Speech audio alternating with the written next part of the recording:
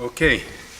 Um, Both my colleagues stressed the need to tell the story.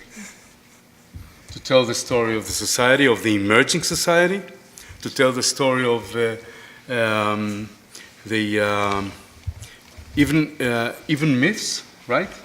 Even creating myths, which is more than legitimate. It's needed for the society that we want to build.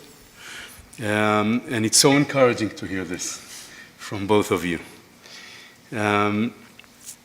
Today is, I'm Israeli and Jewish, as you probably can guess. And not all Israelis are Jews.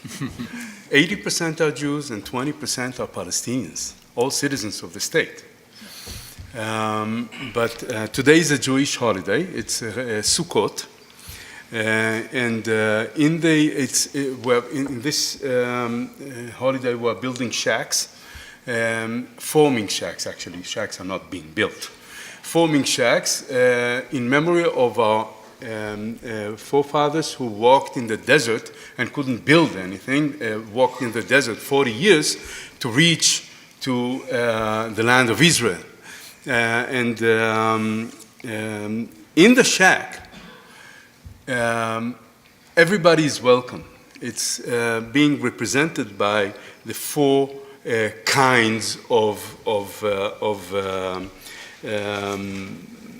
plants: the citrus, the frond of palm, the frond date palm, the myrtle, and the willow.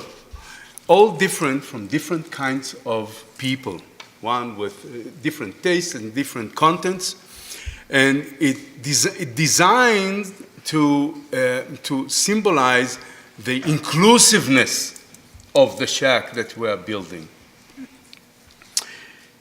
This does not work in Israel, unfortunately, yet.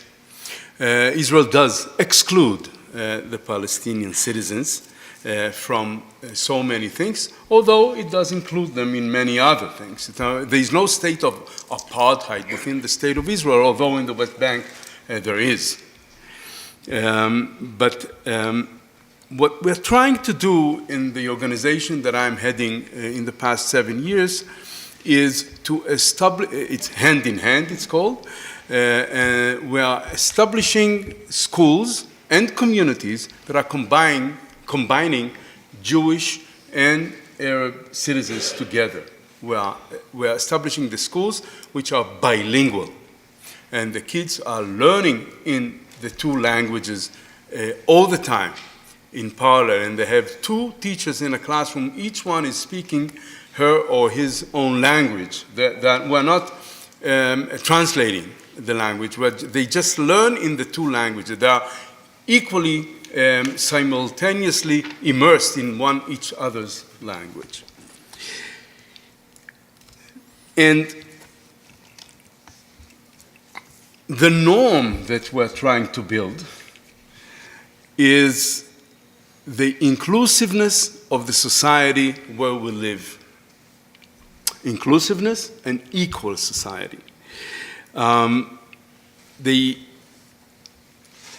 I cannot say it's a fear, but we do have a concern that our country might deteriorate to a state of a real armed, chaotic conflict. You call it here civil war. And it's a concern that is starting to take place there because of the harsh racism that is going out and encountered with what the establishment calls terrorism, and the terrorists, quote unquote, call it freedom fighting. And from time to time it deteriorates and then we are recouping. But the recent challenge of democracy in Israel itself is pushing us further and further towards breaking the norms. Hand in hand, and the norm in Israel, but there is one norm that is steady since the very establishment of the state, is the separation between Jewish and Arab citizens. In the residence, since the very beginning, not by law, but this is how it was built. Jewish places of residence were established, cities and towns and kibbutzim. I was born, and until now I'm living in one of those kibbutz places, and the Palestinian citizens remained in their villages that became towns over time, townships. There's almost no real Arab village left, because they were not let out of these towns to build new ones. Almost 700 towns and cities and kibbutzim were built for Jews, none for the Arab citizens by the state. It's urban planning and master planning. In Israel, it's a whole country planning, not district. But this sense of separation is led mainly by the separation of the school education. Arabs go to school apart, and Jews are going to school apart. Not only because of the residence, also in Haifa, a mixed city, and in Jaffa, a mixed city, and in Jerusalem, a mixed city, there are different separate schools for Jews and for Arabs in different languages. Hand in Hand is an organization of citizens who are challenging this system and disrupt it deliberately by establishing a new system, building a new norm of action for citizens, which is bringing the kids to study together. It demands a lot, not only money, but also much attention and professionalism that we are building over time. But it's worth the effort, because what we see in past few years mainly, that is a growing demand of the new generation of parents and citizens in general for this style of school education. The numbers are still small. Only from 3 schools we grew to 6 schools, and the 7th is on the way. We are including only almost 2,000 students and another 300-400 staff, and we are reaching the communities of, I would say, about 12,000 people in Israel. But 12,000 people in Israel are living according to a total different system of social relations and celebrating holidays. For example, my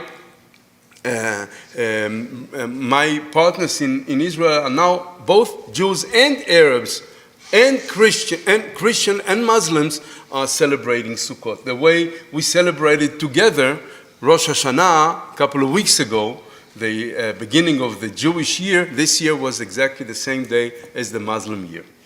It's the moon gave us the opportunity once every 34 years. And we did celebrate it big time. But I have to amend something, not to make it too easy on ourselves. I have another couple of minutes, right? Yeah. Okay. Many times I think that relying on the children to change the world for us is unfair. Unfair, I think even unethical. It is not right to expect. So many times you say people are coming and visiting and see what we do there, and we tell the story, of course, and they say we draw much hope from the fact that 2 children or a class of children, they are communicating so well, so they don't need much. It gives us much hope. Sometimes I think we are using the kids for this. it's a use of children for political purposes, and I think it's not right. It's not right not only because we're deluding ourselves by playing a game or by letting the children play a game for us. It's because we're not taking the responsibility ourselves. And this is the reason that we have started to establish in recent years, about 5-6 years ago, we started to establish community institutions around the schools. In a way that the community institutions around the schools, or the old schools, have supplied much strengthening to the schools, but mainly started to build a new society around the schools, not only for the parents, because others are joining us as well. Because when they see that adults are taking the responsibility, activists and citizens from around the city are joining. And I'm talking about from hundreds to thousands. Activities like a basketball team that is playing in the municipal league with the Arabic and Hebrew logo, and the contestants are looking, what is this? It's together kind of thing, because it usually, the system is separated in everybody's heads. It's a joint text studies. In Arabic we call it madrasa, in Hebrew Beit Midrash. And they are learning jointly during the year, adults only. It's adults education institutions around the schools. And so many other examples. Of course, we're celebrating together all the holidays and discussions, and they open to the public discussion evenings that are bringing panels of adversaries from both sides is a hit. In Haifa mainly, many people are come.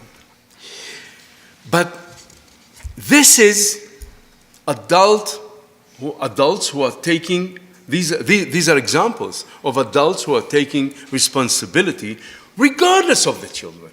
When we as adults are taking responsibility for ourselves and forming our own system of togetherness, it is just fair to bring the kids together. It is not only fair, educationally, it is much more effective, because the children see the norm being practiced around them all the time.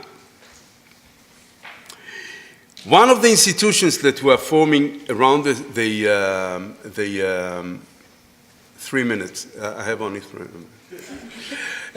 One of the institutions is action groups against inequality in the surrounding of the schools.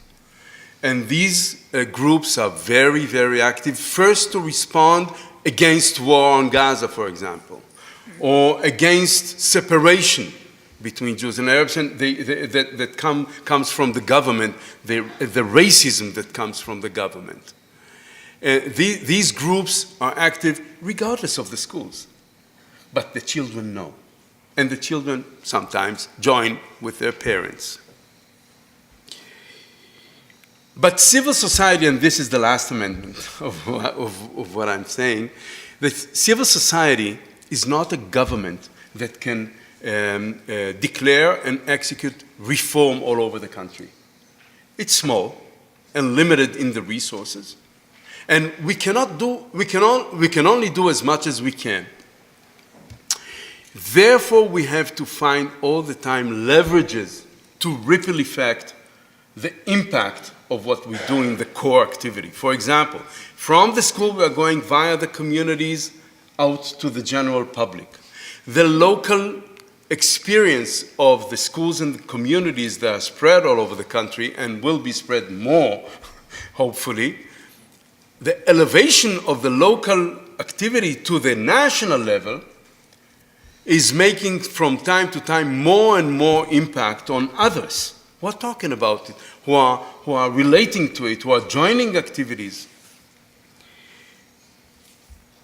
Sometimes I'm being told that, hey, you're preaching to the converted. Those who are coming to the schools are already convinced. How would you scale up in a way that it will become the norm all over the country? I think this is something that every civic activist is encountering. How do we upscale our activity? How do we leverage what we want to do? I would say, 1 minute.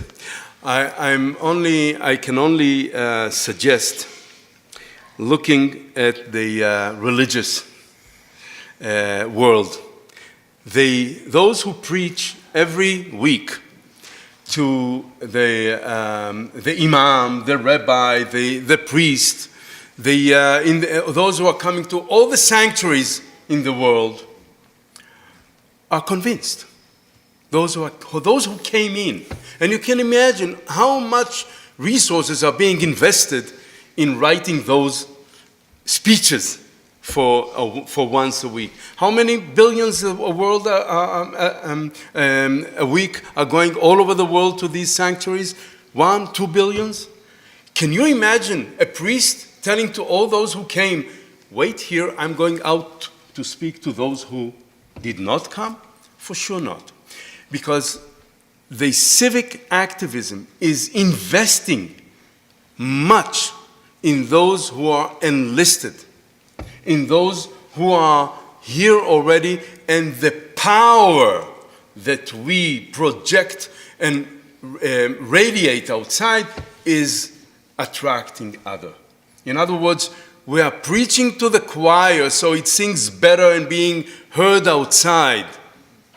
Much better, so people are joining in. We see it every day in the practice that what we do. We are building power. We are building constituency that should be able to absorb and to deal with the shocks in the future.